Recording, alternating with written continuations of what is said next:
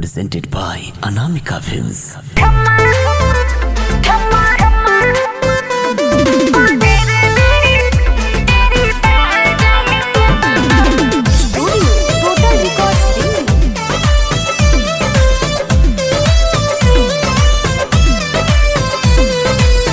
करे गोरखपुर गईलू घूमे बीच बाजारी हो, आजमगढ़ के लफुआ सब पड़ गईल तो पे भारी हो।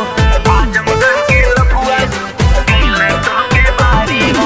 का करे गोरखपुर गईलू घूमे बीच बाजारी हो, आजमगढ़ के लफुआ सब पड़ गईल तो पे भारी हो। बस्ती में तू बस कह दियालू लफड़ा भइल देवरिया। छम्मा छम्मा बाजे रे मेरी पैजनिया, छम्मा छम्मा बाजे रे मेरी पैजनिया, छम्मा छम्मा बाजे रे मेरी पैजनिया। छम्मा छम्मा छम्मा बाजे रे मेरी पैजनिया।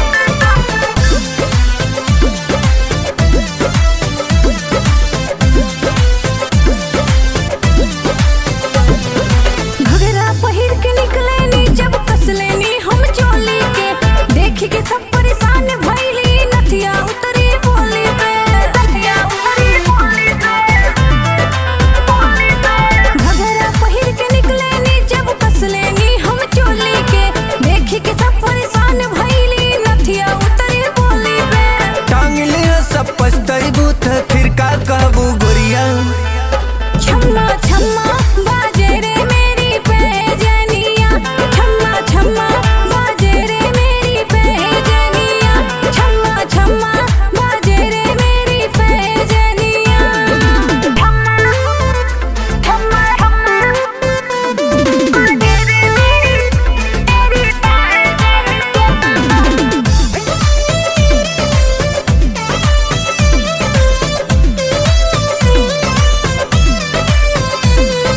मत जई हो तू घूमे गुंडाई हो सब पर भारी है।